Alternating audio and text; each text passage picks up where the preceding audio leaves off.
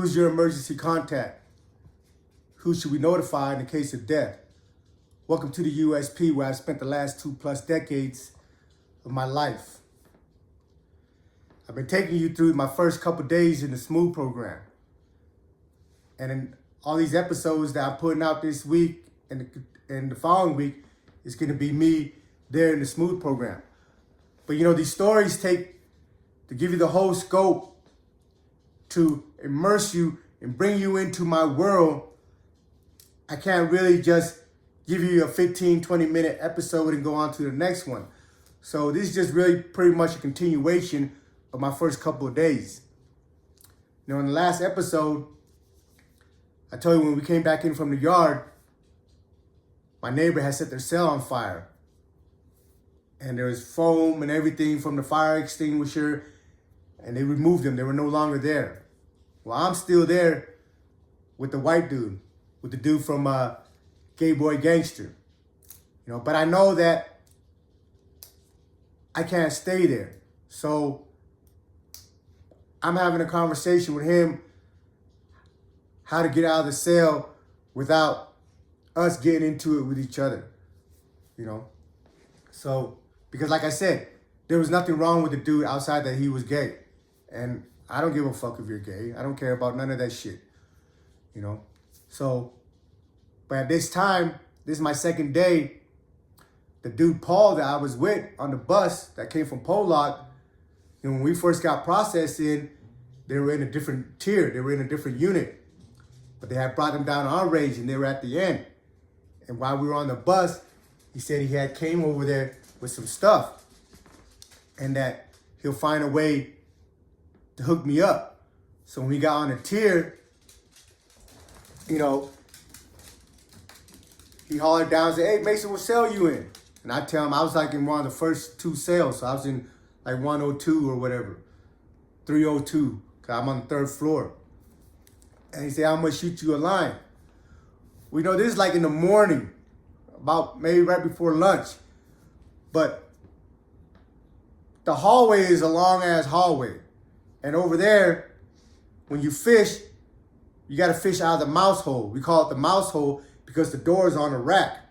But on the end of your door, there's a square about this big that you can probably fit maybe something about this round through there. You know, so like when everybody gets commissary day, when commissary comes, because it's still commerce happening. People are drawing to make some money. You know, people are buying whatever dope. You know, the only time we get dope I was in there was when new people come from off the bus and they bring whatever they bring from whatever yard they came from and they're selling it out. So on commissary day, you know, everybody's shooting their lines out, you know, passing each other's commissary.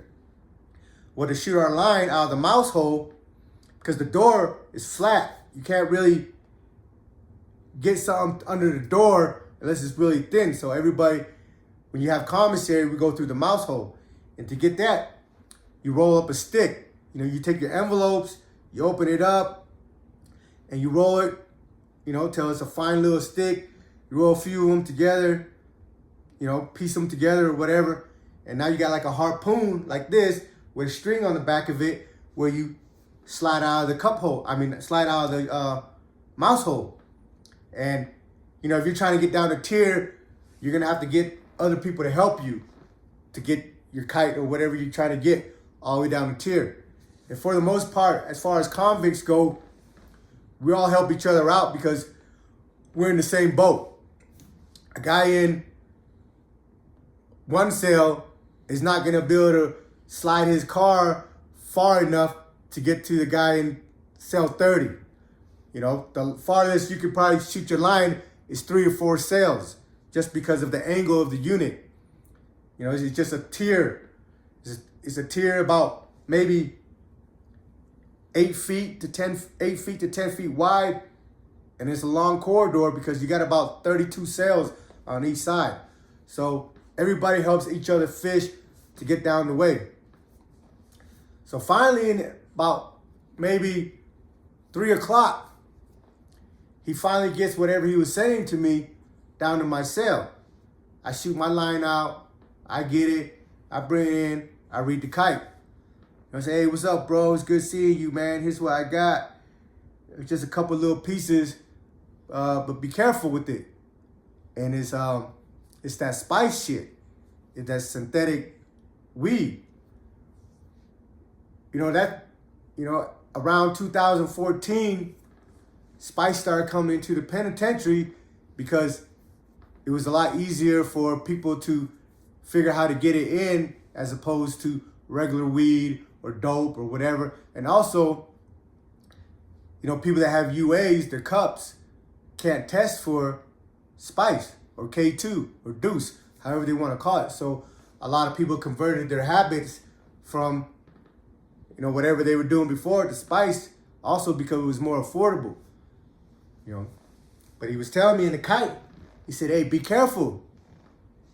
I said, all right, because I was going to smoke both of them pieces. So I said, okay, I'll be careful. So I just cut it in half and smoked one piece.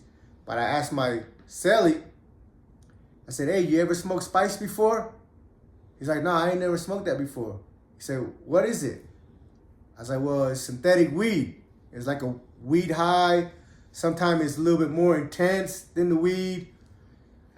He's like, all right. I said, you want to try it? He's like, yeah.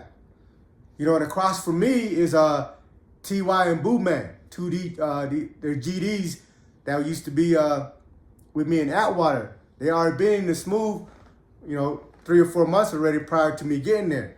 So, we chop it up. When I first got there, they sent me a care package, some soap, some batteries, and a couple other people that I knew on the tier that heard that I was on the tier sent me their extra radio or whatever. They made sure I got everything I needed until I go to commissary and be able to buy stuff, So, Boo Man is like, hey man, what you got over there? I'm like, shit. The homie Paul, that was in Atwater with us, got some stuff. He goes, all right, I'm gonna go get some too. So now Paul's got the whole tier buzzing. Everybody shooting him lines and kites, copping the little deuce shit he got. So this is about 3 o'clock. I hook it up. We get the toilet paper, the inside of the toilet paper. I get the back of a pencil, or no, I just roll it. I just crumble the thing up in a little the toilet paper wrapper, because that's how we smoke our cigarettes. We use the toilet paper wrapper because it's kind of thin and glossy, whatever. Shit burns your throat. It's probably not good for you, but I roll it up in there. Poke a little hole in the little toilet paper roll, the inside of the toilet paper roll, the cardboard part, and we use our batteries to light it up. I roll a little piece of toilet paper like for a wick, and we would take our coffee packs, or your oatmeal packs that have the silver in there, and you have to rub it on the window and take the plastic off, and then you cut yourself little thin strips of that foil, and you hook it up to a negative and positive on your battery, and it sparks, catches a flame. You take your toilet paper wick and catch a flame with it. So I take it, I put it up, and I hit it. I hooked his stuff up for him, so after I smoke it, he can smoke his. And I smoke mine, boom. And then he smokes his. And if any of you guys ever smoked that spice, some of that shit is freaking crazy. I don't know any other word. It takes you out of this world. So on this particular day, I'm sitting on the floor. I end up on, because I got really, it was really intense. And I went and sat my ass on the floor. And I'm sitting on the floor. It's only my second day in the Smooth. So I'm high as shit. And I'm looking from my angle into the cell, and there's this tall white guy in orange clothes walking back and forth in my cell. And I'm like, why is there a white dude in my cell? And where the hell am I? It takes you out to another dimension, atmosphere, or whatever. I don't know, stratosphere. I was fucked. I mean, that shit had me fucked up. So, but I remember everything. Especially when I have these bad trips. I don't really consider them bad trips because that's why I smoke it, for the purpose to escape the cell that I'm in. But on this particular day, I'm looking, and the thought that came to me was like, damn, I'm in a cell. How long have I been in this cell? I'm a cell in a cell. My thoughts start, getting pretty like, feel a lot, I don't know the word, but anyway, while I'm on the floor, I hear somebody knock on my window. Boom, boom, boom, boom. Hey, count time, count time. I'm sitting back on the back of the door. So at 4 o'clock count, throughout all the penitentiary, they're counting the bodies. And I get up, and the COs are counting. And the CO's like, where's your cellie at? I'm looking around. I don't see nobody in my cell. I'm like, what? He goes, hey, where's your cellie at? And he's calling the dude's name. Whatever his name was, I forget. Where's your cellie so-and-so at? And I'm looking around. I move to the back of the cell. I'm by the window. And I'm like, I don't have a cellie. He goes, where the fuck is your cellie at? So in my mind, it's like, damn, this dude thinks I got a cellie, so I probably have a cellie. And I look at the bunk, like he's not in the cell. I look at the bunk, there's 2 beds that are made, as if there's 2 people that live in there. But from my perspective, I don't see nobody in the cell but me. I'm looking around, I'm like, dude, what? It's just me in here. He's like, where's your fucking cellie at? So I'm like, man, they really think there's somebody else in my cell, so I better go look, So I had no other place to look. It's under the fucking bunk. So I dip down there and I look under the bunk. And sure enough, this fucking white boy, like, I don't even know who he is, why he's there. He's under the bunk like this, like having a fucking seizure, right? I'm like, oh shit. So I'm like, I tell him, hey man, they're doing count. Get the fuck up. And he's like, so I'm over there shaking his ass. Hey, get up, man. They're fucking count. They pop the tray slot.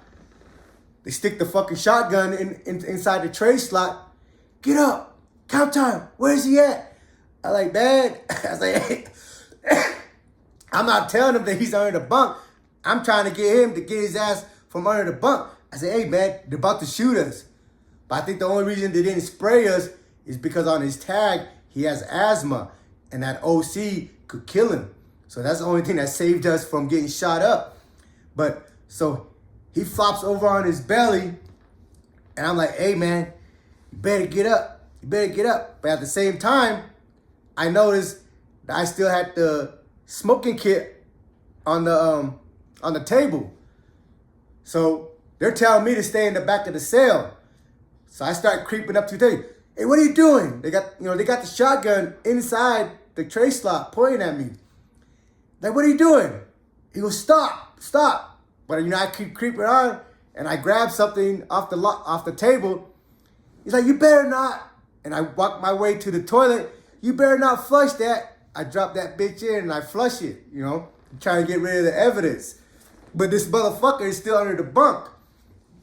I'm like, hey, man, get up before they shoot us, man. Get up. So he flops over on his belly and he does like the little army crawl.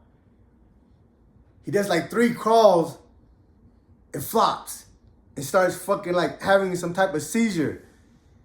And the only thing that's going on in my head, like, man, this motherfucker better not die on me. This is only my 2nd day in this smooth. This shit is not going well. So I'm over there, like, giving him a pep talk. Like, come on, man, you can do it. You only got 5 more feet. Come on, you can do it. Because they got the tray slot popped over for us to come up and cuff up. I already went over there and got my hand cuffed up behind my back already. So I'm like, you know, down there like, come on, man, you can do it. You can do it. And he's crawling. Every freaking 3 crawls, he would flop and start freaking convulsing and shaking.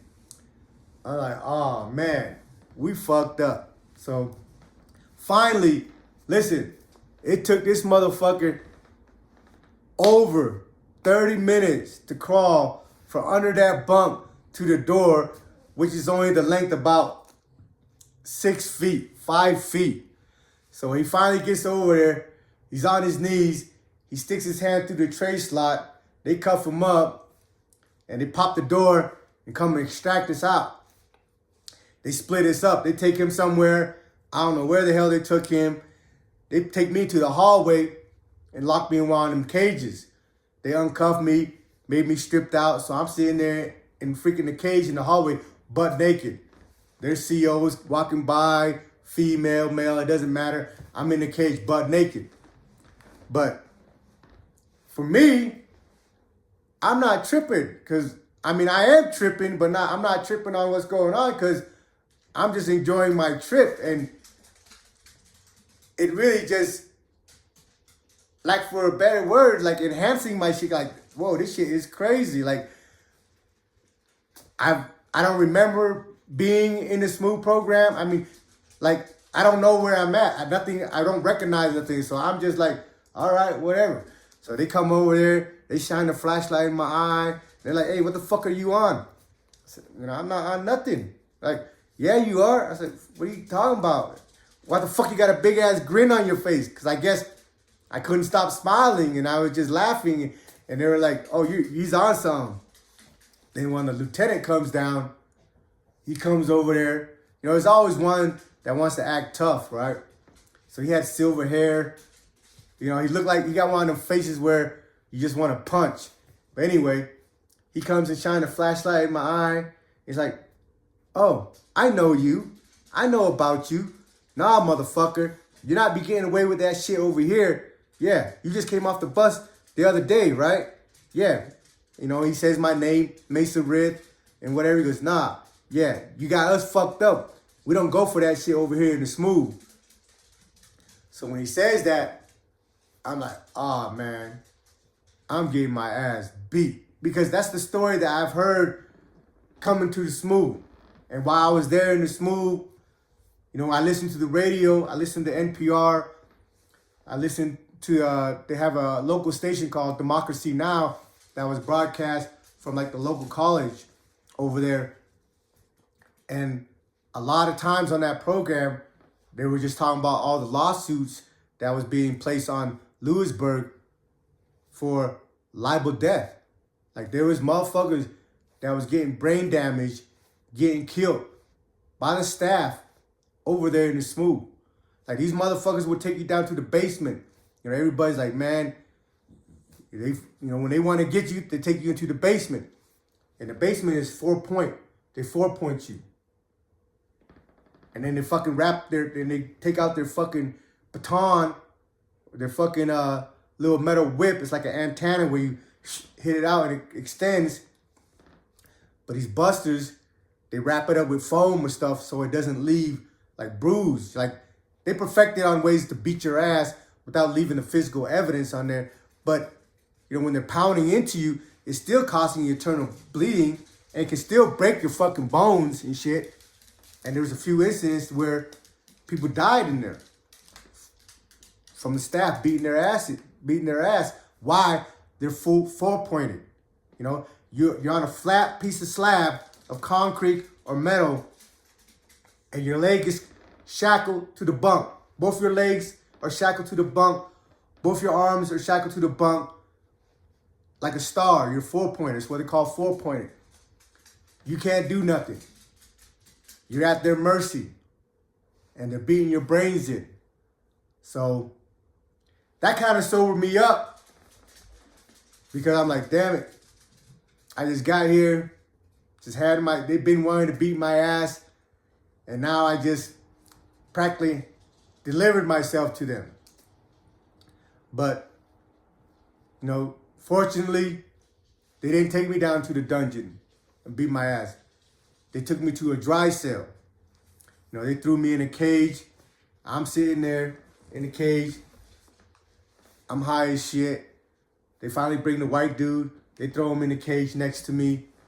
So in a dry cell, because they think I have some dope on me. They think I have some. So they leave you there for 3 days or 3 shits. They want to see you shit 3 times. And then they dig through your shit to see if anything came out of it, if there's any dope in there. You know, everything they set up in the penitentiary is to degrade you. You know, when they come in and they demand the shit, I'm stripped butt naked. There's 3 COs and a lieutenant around me. They still have me belly chain and black box and shackled. And they bring in a little pot, one of the baby seats, but it's like I got a bucket. So you climb on there, you sit on there, there's 3 grown-ass dudes watching you butt naked shit in a bucket. And once you shit in the bucket, one of them is designated to go through it looking for whatever they're looking for. So, yeah, my first couple days was very eventful. I spent 3 days in the dry cell. I shitted for them on my it was like on Tuesday. So by Friday, I gave them my 3rd shit. And of course, I don't have nothing on me. I never brought no dope on me. I don't have no dope on me. And they returned me back to my cell. Now, when they brought me back to my cell, I'm sitting there in front of the cell waiting for them to open the door to put me in. So while I'm standing there, cuffed up, waiting to go in the cell, my neighbors, the one that set his cell on fire just the other day before I ended up going to the dry cell, just like 4 days ago, he's in the window and he's like mumbling something. I can't understand him. You know, he's just mumbling. Hey, what's up, Mason? Hey, what's up? What's up? Hey, man. And, you know, I got my glasses on and I look, but I don't recognize him. He's like, man, it's me, man. And he gave me his name because, you know, we got to know each other that night when I first came into the cell talking through the vent. But the reason I wasn't able to recognize him is because he was fucked up. His face, his head was literally the double of his original size. And it's just, you know, I never seen the Elephant Man, but people refer that, you know, the Elephant Man, you know, is all bruised and swollen and his jaw is broke. That's why he was mumbling, because he couldn't freaking talk. And he's been on a liquid diet since he's been back. They just brought him back into the cell like 2 days prior before they brought me back. And I found out later after I got in the cell, you know, because he's right next door to me, I could talk to him in the vent. He said after he did that incident, this is 3 days, you know, when he did it, it was like on a Monday. This is a Friday, so like 4 days later, his face is still unrecognizable. It's purple, it's black, it's blue, and it just, he was fucked up. And he told me that when they extracted him out of the cell, you know, they were beating his ass in the cell while they were restraining him. But when they took him out of the cell, they threw him in the shower. The shower is just a cage. It's only big enough for you to stand in. They got him shackled in the shower, belly chain, just like this, in the shower. And he said about 3 to 4 COs just took turns punching him in the face for hours. They opened up the shower and he just stand, because you can slip down and hunch down, but like I said, it's only standing room only. And just free shot to his face. Bah. Man.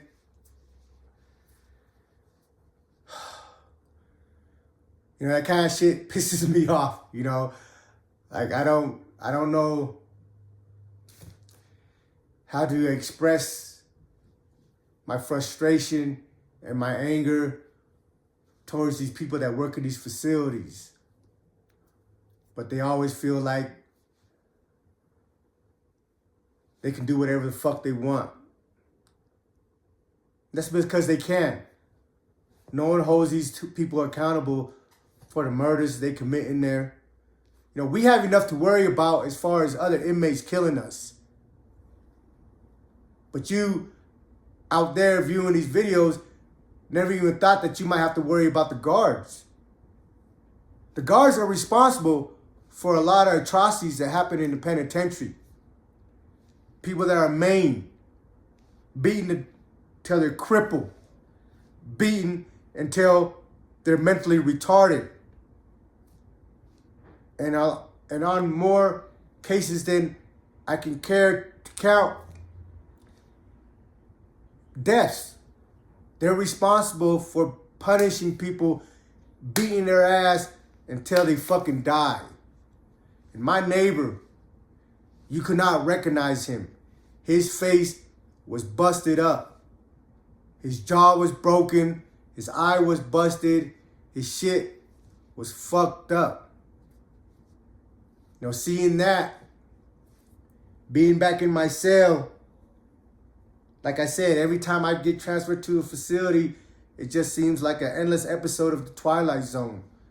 Everything is surreal. I know it's real. I know it's my reality for the last fucking 2+ decades. And at this time, I've been in there 16, 17 years already. But still, it's just, at times like this, it's hard for me to wrap my head around it, you know? But that's what you got to look forward to. And as we go further on, homie, you're going to find out how fucked up the SMU program is. Welcome to the USP.